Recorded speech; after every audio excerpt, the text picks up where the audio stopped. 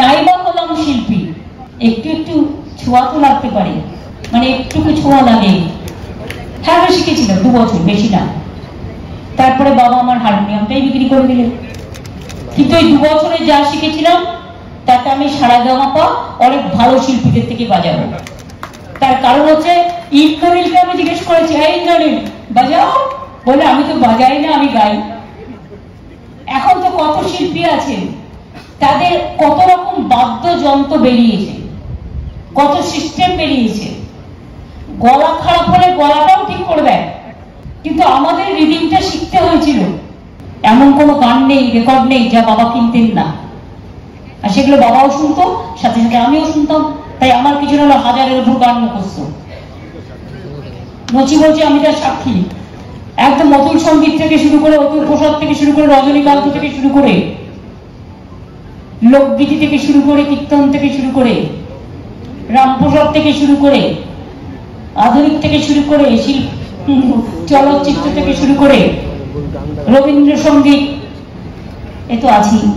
এটা আমাদের হৃদয়ে হৃদয়ে আছে। দোলাও দোলাও দোলাও আমার হৃদয়, ওসব ভুলে যাবে।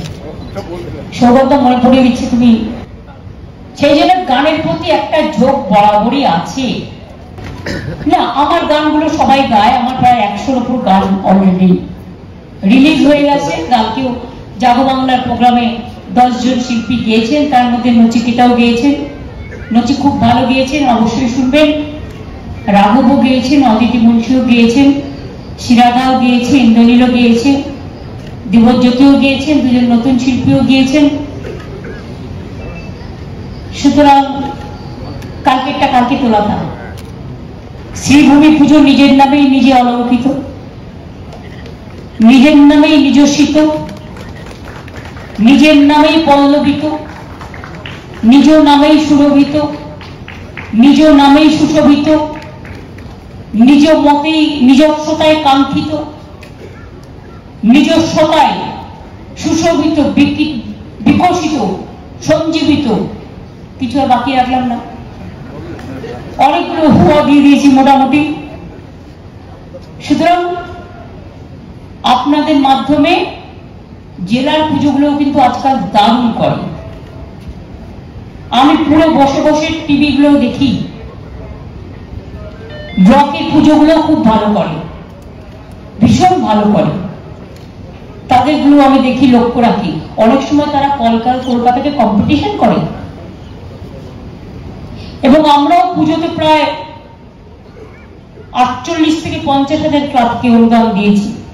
এটা আমি অনুদান মনে করি না, এটা উৎসাহ দান। অনেকে বলেন এতে আর কি হবে, আমরা তোমার তো কিছু হবে না, তোমার তো 50 লাখ বাজেট। কিন্তু অনেক ক্লাব আছে যাদের কাছে 85,000 টাকার দাম অনেক বেশি, আর বিলটা যখন বিদ্যুতে আসে আরো 75,000 টাকা, সেটা কমে 15,000 হয়ে যায়, কারণ 75% বিদ্যুৎ ফ্রি দেওয়া হয়।